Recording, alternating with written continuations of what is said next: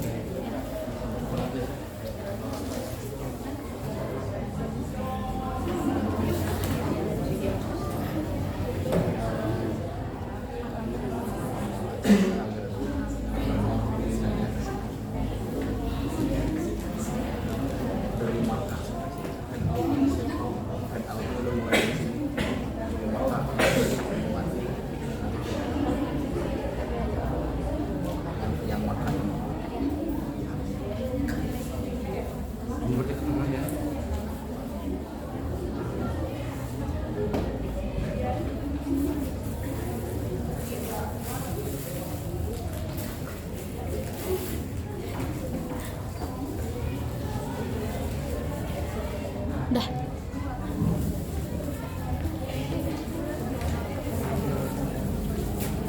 Mohon perhatian. Drama Salah Asuhan akan segera dimulai. Harap penonton mengikuti aturan sebagai berikut. Pertama, penonton diharapkan tenang saat pertunjukan berlangsung.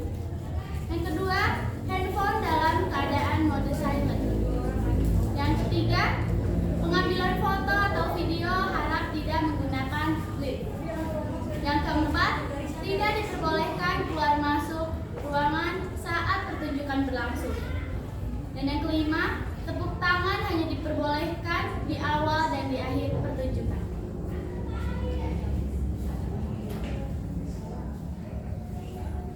Salah Asuhan adalah novel karya Abdul Muiz yang berlatar belakang kehidupan pribumi di masa penjajahan Belanda yang penuh diskriminasi.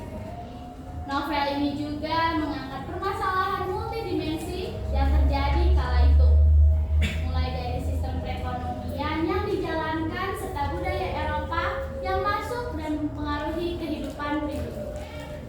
Novel ini mengisahkan tentang Hanafi, seorang bumi putra asal Solo. Hanafi telah ditinggal mati sang ayah dan harus bertahan hidup berdua dengan ibunya.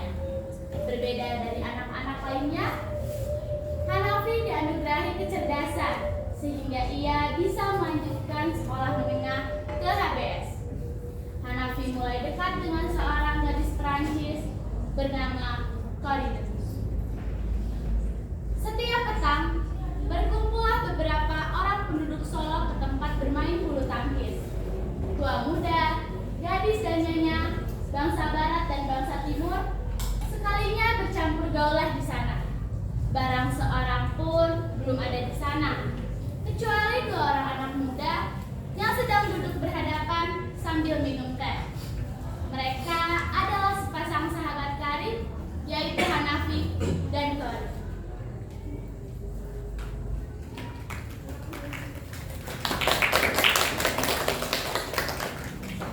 Han, apakah tidak jadi masalah jika kita duduk berdua sambil berbincang-bincang seperti ini? Untuk perbuatan kita duduk berdekatan dengan jarak 1 meter dibatasi oleh meja teh yang melanggar kesopanan. Kau ini, Han. Oh lihat, burung merpati dua sejoli dan dapat dan juga lepasnya. Oh, nyanyi bro. Kori, harga burung gereja 95 sen, sedangkan cendrawasih seperti emas. Kalau pilih yang mana? Burung Garuda nyonya. Burung Garuda belum tentu di dunia ini. Kalaupun ada,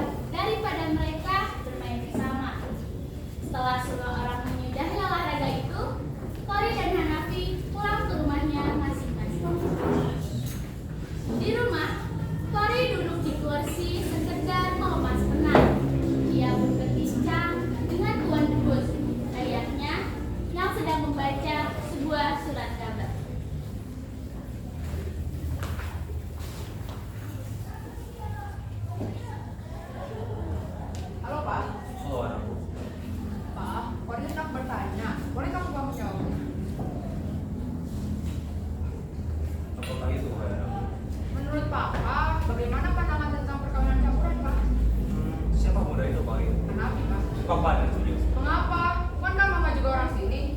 Ya Kori, tapi ini berbeda. Papa dan Mama memang bahagia, tapi Mama menderita karena dibuang oleh bangsanya. Barat adalah barat, timur adalah timur. Tapi Pak, Kori mencintai Hanafi dan Hanafi pun merasakan hal yang sama. Tidak Kori, Papa bilang tidak. Kori, apa kau benci Papa? Tidak, Papa adalah satu-satunya orang yang ku sayang. Lalu kamu nak kemana? Aku akan pergi ke Betawi, aku akan menjauhkan diri dari Hanafi. Maafkan Papa Kori. Ini bukan salah Papa.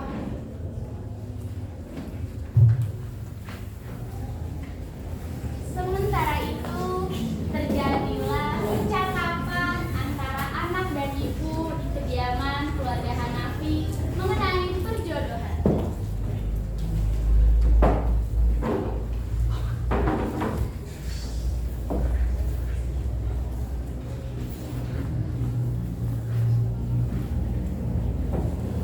Kampung ini. Duduk.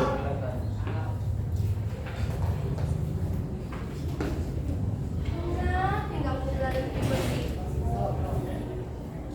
Coba maksud kami. Jangan. Sini.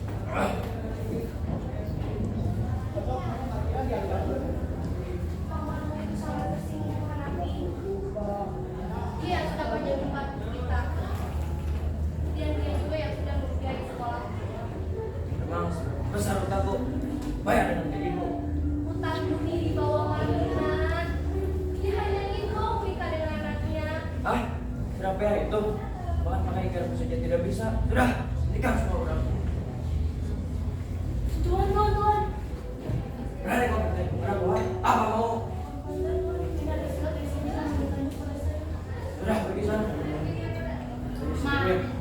Bantu kau itu. Ada apa? Maka dengan kebimbangan hati yang tidak dapat dikira-kira, dibacanyalah surat itu.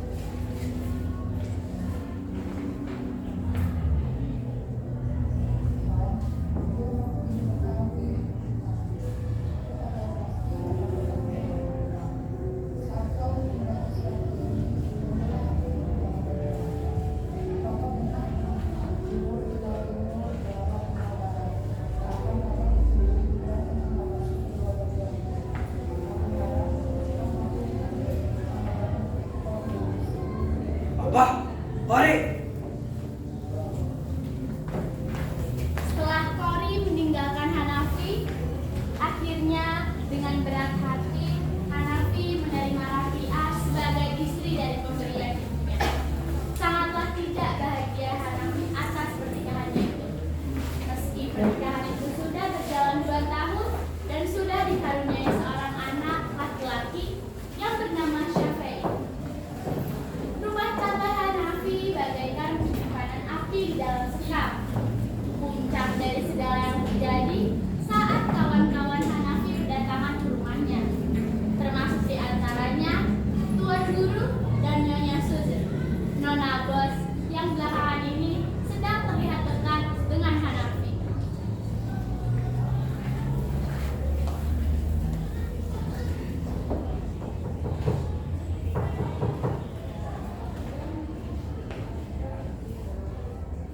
Terima kasih.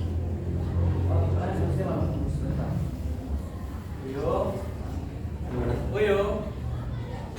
Kapia.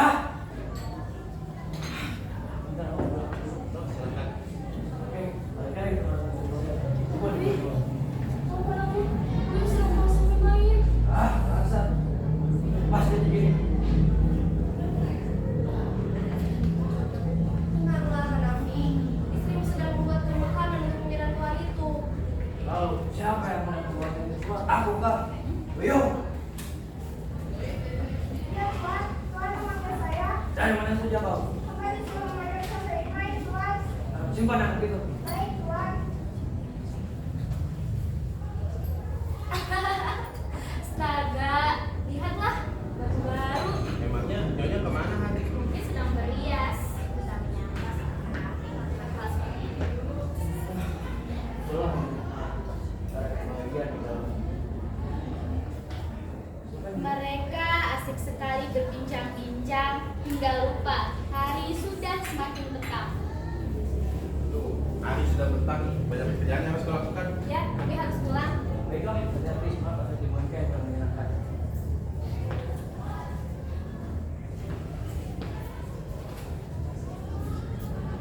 Ya, kau ini sangat memalukan. Kau tak seharusnya seperti itu, Han. Istrimu begitu lelah, tapi dia bersabar menghadapi virus. Sudahlah Bu, aku lelah mendengar ocehan ibu. Lancar sekali bacaan menghadapi. Kau tuh kau. Iya, aku muak dengan kalian berdua.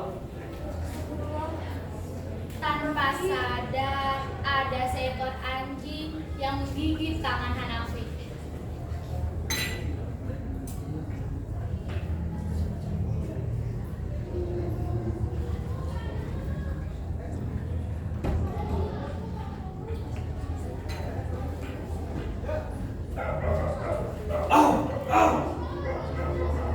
Dia, selesai.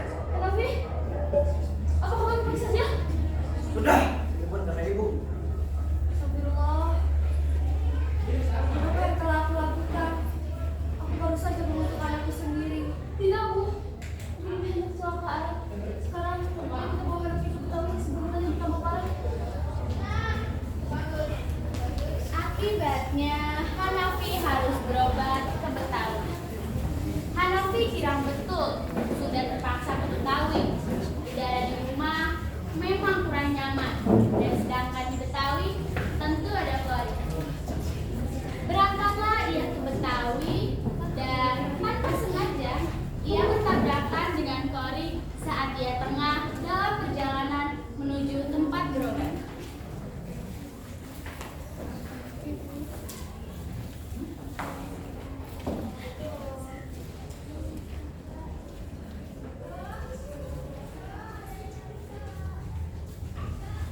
Maaf. Tapi, kau sedang apa di Betawi? Aku sedang berobat. Bagaimana denganmu tadi? Aku baik. Lebih baik kita lanjut ngobrol sambil duduk di sana. Singkat cerita, Hanafi dan Kori akhirnya memutuskan untuk menikah. Setelah itu pula, setelah menikah dengan Kori, Hanafi mengganti warga negaraannya menjadi bangsa Eropa. Begitulah hidup Hanafi dan Kori, sangat bahagia. Namun, lain halnya dengan Rafi'ah di Solo.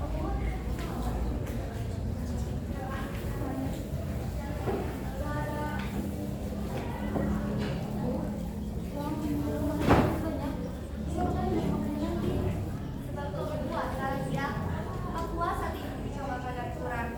Meskipun kau makanan berat, asal kau makanan wih, aku senang. Sudah melakukan waktu puasa sunat dan selamanya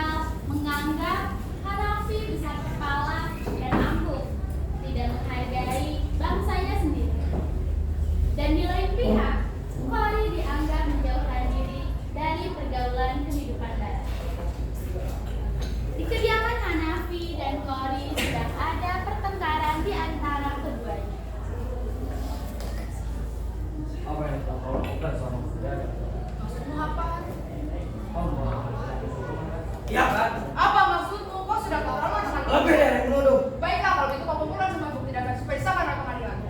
Jadi ini yang aku peroleh. Perempuan yang mendapat dengan banyak pengorbanan. Kenapa kau menyesal? Patut dikasih angin. Lebih kasihan mana seorang gadis Eropa menikahi pria yang lain sepertimu, ha? Tega kau. Setelah pertengkaran hebat itu, Cory pergi meninggalkan rumah. Juga Hanafi yang menyesal akan perbuatannya. Ia merasa amat bersalah pada Cory. Tidakkah ia memicingkan matanya garang sekejap juga? Sungguh, urat-urat syarafnya sudah tergoyang. Peragainya sudah serupa orang gila. Setelah beberapa lama Hanafi mencari Cory, akhirnya ia menemukannya. Cory tinggal di rumah Nyonya Van der Merwe di Semarang. Namun, keadaannya tidak seperti dulu lagi.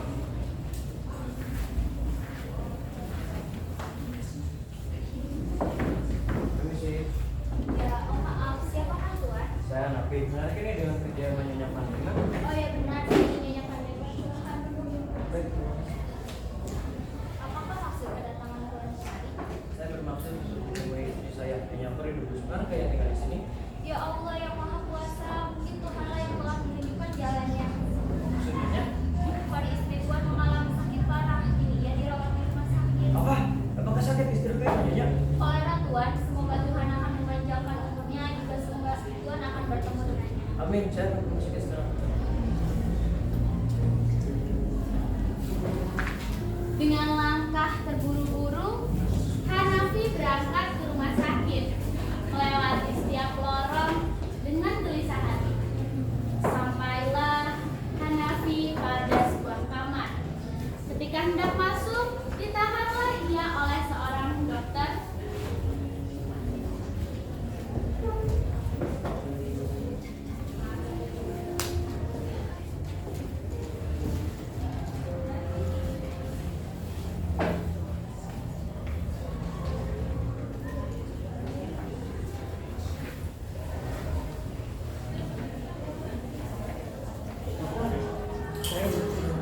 Maaf Tuan, pasti dalam keadaan tidak stabil.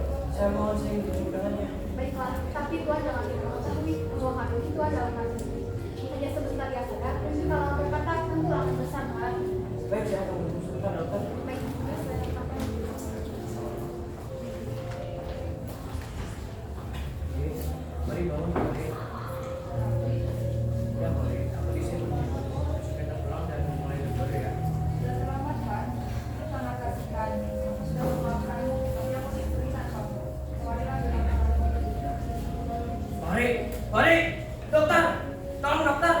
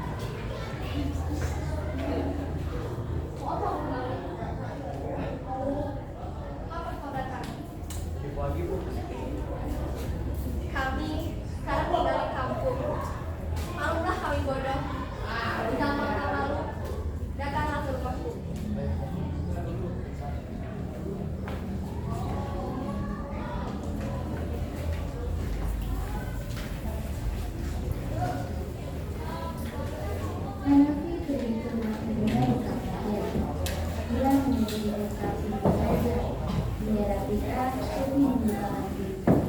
Kemudian Hanafi menghampiri dan meminta maaf.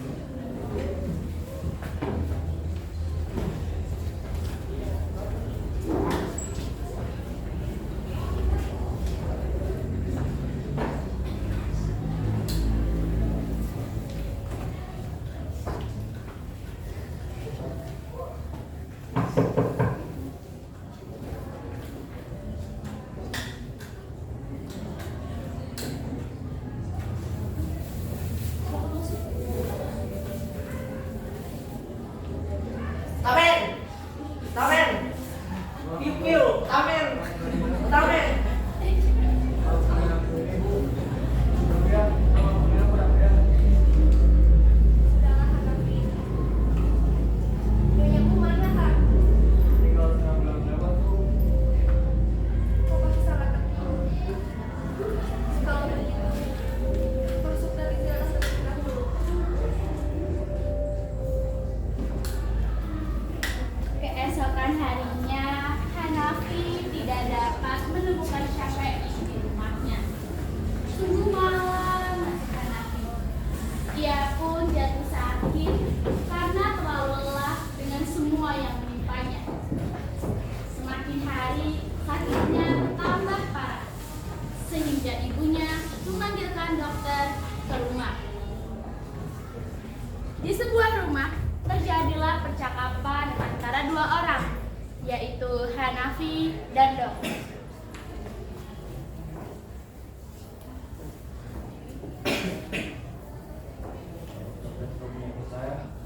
Ya, tahu betul Tuhan.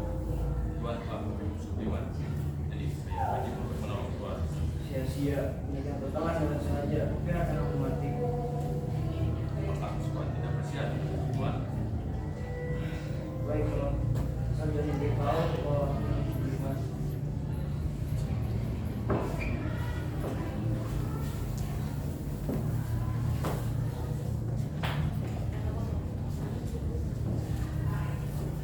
Dokter pun berupaya untuk mengeluarkan suplimat yang berada dalam perut Hanafi. Namun pekerjaan itu pun tiada artinya. Dokter tidak dapat lagi menolongnya. Maka setelah Hanafi membaca 2 kalimat syahadat, nyawanya pun melayang.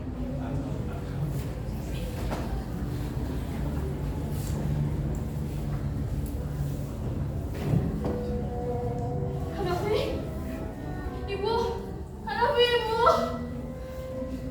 Dia pergi. Kita tidak dapat menolongnya lagi. Tapi sebetulnya dia orang baik, Bu. Semua manusia dilahirkan baik, Nak. Tapi kita yang tak pandai mengasuh. Ibu. Begitulah akhir hidup Hanafi, seorang bumi putra yang lupa akan adatnya oleh budaya barat, sehingga ia terjerumus ke dalam hal yang merugikan dirinya sendiri. Kemanapun kita melangkah, jangan sampai kita melupakan tanah awal pijakan kita.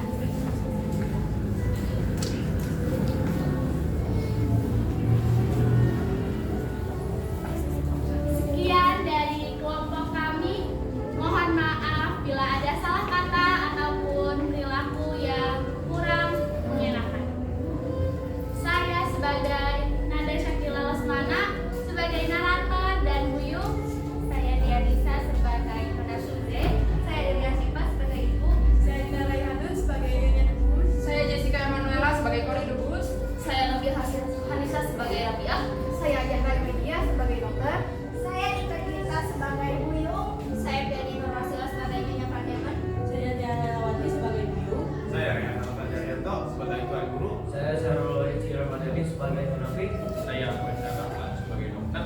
Saya Muhammad Fatin Haji Nasution sebagai SAPI. Saya Raffi Nabil Yanwar sebagai Tuan Debus. Saya Nara Desdian sebagai tukang balap. Saya Mas Nova sebagai tukang guru. Sekian dari kami. Terima kasih.